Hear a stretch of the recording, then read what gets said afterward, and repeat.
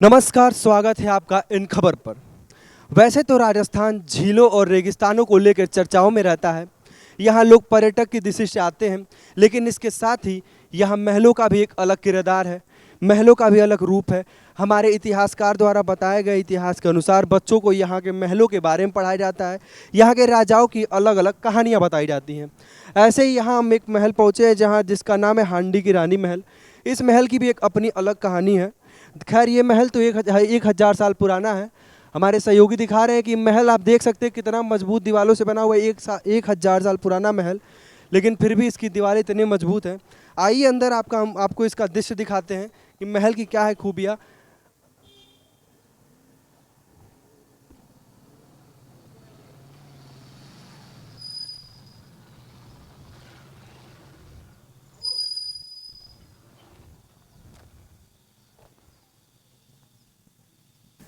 जी भैया, क्या नाम है आपका?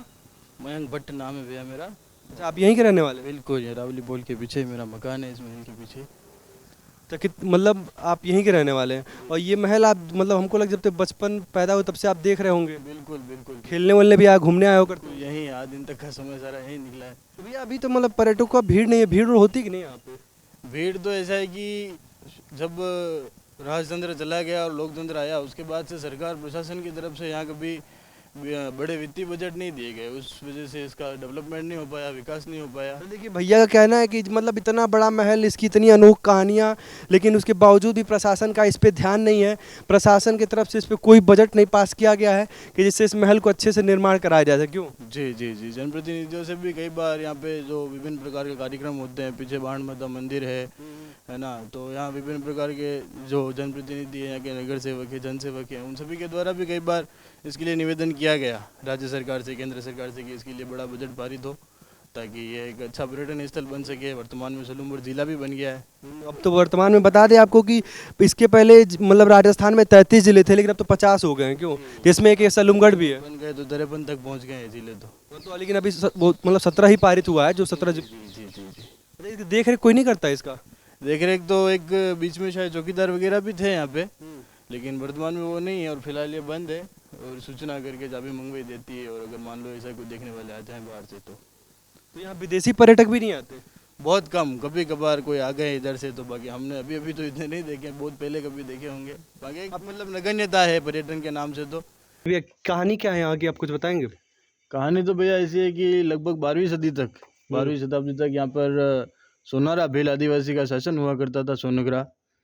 तो उनके बाद यहाँ पे सर्वप्रथम राठौड़ शासक आए, उसके बाद फिर चुंडावत शासक आए।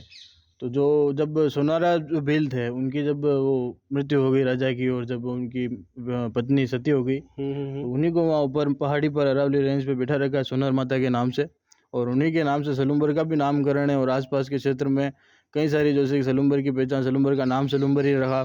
सलूम्बर का जो तालाब है उसका नाम शेरिंग तालाब है, नदी का नाम सरणी नदी है। मतलब राजा के नाम से एक विधानसभा भी है, एक महल भी है, लेकिन फिर भी यहाँ प्रशासन की तरफ से मतलब कोई बजट पास नहीं किया जा रहा है। प्रशासन की ओर से कभी बजट पास नहीं हुआ। बहुत पहले वसुंधरा जी की सरकार में एक बार यहाँ बजट पास हुआ था, तो ये जो अभी अपन बैठे हुए हैं, इस परिसर की मतलब मरम्मत हुई थी, और उसके बाद ये परिसर फिर भी अच्छा हो कितने साल पहले? मतलब पिछली बार जब लास्ट टाइम वसुंधरा जी की सरकार थी, अशोक जी से पहले, अच्छा। तब ओंकार सिंह जी लखावत साहब के निवेदन पे ये बजट पास हुआ था, और इस समय यहाँ पे काम चला था। यानी बीजेपी सरकार में काम हुआ था, स्टैचू बना था? हाँ, पहले एक बार काम हुआ था, तब ये स्टैचू भी बना, अंदर सारी रंग रोगन की गई, अंदर बहुत सारी पेंटिंग्स बनाई गई, स्टैचू है हरी रानी की। तो इस प्रकार से, और उसके बाद फिर यहाँ पे चुंडावत शासन रहा। तो यहाँ की कहानी में रावत केसरी सिंह जी जो है, उन केसर सिंह जी की कहानी जो है, उनकी पत्नी थी हाड़ी रानी। इसकी कहानी ऐसी है कि भाई किशनगढ़ जो है, कृष्णगढ़, वहाँ के राजा रूप सिंह जी की पुत्री थी चारुमती, और औरंगजेब जबरदस्ती उनसे विवाह करना चाहता था, और उन्होंने मन ही मन उदयपुर मेवाड़ के जो महाराणा थे राज सिंह जी, उनको अपना पति स्वीकार किया। अच्छा। और तब उदयपुर जो है वो मुख्य ठिकाना हुआ करता था मेवाड़ का, और मेवाड़ के जो ठिकाने की दो सबसे बड़ी सेना थी, सलूम्बर चुंडावत और भिंडर शक्तावत। अच्छा। तो सलूम्बर जो था वो उस समय राजा के नेतृत्व में हरावल में नेतृत्व किया करता था सेना का, और जो चंदावल थे शक्तावत, वो पीछे की ओर सेना का नेतृत्व करते थे। तो उस समय राव रतन सिंह जी की शादी हुई थी बूंदी के हाड़ा वंश से, कहीं कहीं अपने को नाम साहिल कुंवर सुनने को मिलता है, कहीं इंद्र कई कुंवर, नाम कई सारा नाम आता है सामने, है ना। गूगल पे कुछ और दो नाम ही है प्रचलित है, अच्छा। इंद्र कंवर और साहिल कुंवर, आपको ये जरूर आप सुनने को मिलेगा। हम्म, तो उनसे उनका विवाह हुआ ही था हम्म, और तुरंत उदयपुर मेवाड़ महाराणा से इसका आदेश हुआ, उनको फरमान मिला कि भाई आपको वहाँ चारुमती जी से विवाह करने के लिए औरंगजेब जा रहा है जबरन, और राज सिंह जी को न्योता भेजा गया कि भाई आप वहाँ विवाह करने के लिए पधारें। तो फिर जब वो वहाँ विवाह करने के लिए गए, तब तक सलूम्बर की सेना को आदेश दिया गया कि भाई आप उस औरंगजेब की सेना को तब तक रोके रखेंगे जब तक कि राज सिंह जी पुनः विवाह करके उदयपुर ना आ जाए। उस युद्ध में उनकी वीरगति हुई थी। तो वो जब युद्ध हुआ और जब यहाँ से वो शादी करके आए थे, थोड़ा टाइम ही नहीं हुआ था, हाथों की मेहंदी भी नहीं उतरी थी, और तब राव रतन सिंह जी को आदेश के अनुसार लड़ाई लड़ने जाना पड़ता है सेना में। और जो उनकी पत्नी थी हड़ी रानी, उनसे उन्होंने निवेदन किया कि भाई राव साहब लड़ने के लिए जा रहे हैं और उन्हें सेनानी चाहिए, निशानी चाहिए कोई ना कोई। अच्छा, यानी निशानी चाहिए जी। तब हड़ी रानी ने, इंद्र कुंवर ने मन ही मन सोचा कि भाई ये मेरा मोह, मेरे में मोह रखेंगे तो ये वहाँ से लड़े नहीं लड़ पाएंगे, और अपने सतीत्व की बात है, अपने इज्जत की बात है। तो फिर उस समय हड़ी रानी इंद्र कुंवर ने अपनी सेविका से तलवार मंगाते हैं और धड़ से अपना सिर अलग कर देते हैं, और वो जो दासिया थी वो उसको थाल में सजा करके उस मुंड को फिर राव साहब के सामने उसका नजराना पेश किया जाता है। और कई सारे कवियों ने इसके ऊपर कविताएं भी लिखी है, नर तो क्या परिया नारी ने भी किए हैं अद्भुत अच्छा बलिदान। भैया, एक और मतलब यह कहानी सुनते हैं कि ये तो खैर हो गया इतिहास की बात, जी।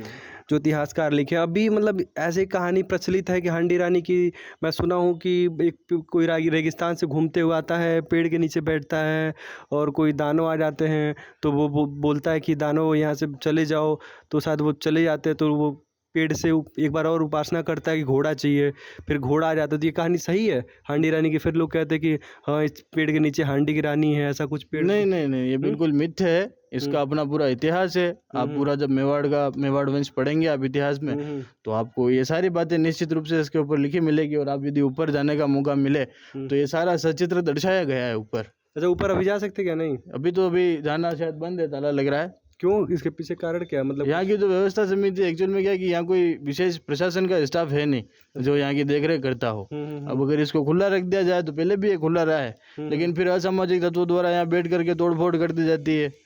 तो है ना, तो मतलब बस इतिहास को बचाने के लिए इसको बंद किया गया इसके पीछे, लेकिन हाँ, मतलब इसकी मरम्मत कराना, इसमें पर सरकार का कोई रोल नहीं है। ओकेजनली इसको खोलते जरूर है। कब खुलता है ये? कब खुलता है? वैसे साल भर खुलता रहता है, विशेष आयोजन जब भी यहाँ होते हैं इस प्रांगण के अंदर, तब भी खुला रहता है। इसके मतलब प्रांगण तो काफी बड़ा है और यहाँ इलाका छोटा है, घर काफी आसपास है, तो यहाँ छोटा मोटा शादी समारोह कार्यक्रम यहाँ कराया जा सकता है। हाँ, होता है ना, बहुत सारे लोगों के रिसेप्शंस होते हैं यहाँ पे। अच्छा, मतलब उसी टाइम में खुलता है, बाकी टाइम पे नहीं खुलता? नहीं, रिसेप्शन में भी खुले ऐसा कोई जरूरी नहीं है, लेकिन अगर कोई ऐसा सार्वजनिक कार्यक्रम यहाँ हो रहा है जहाँ जनता का जमावड़ा लगता है, तो या कोई विशेष कार्यक्रम जैसे कि सलूम्बर स्थापना दिवस ये मनाते हैं,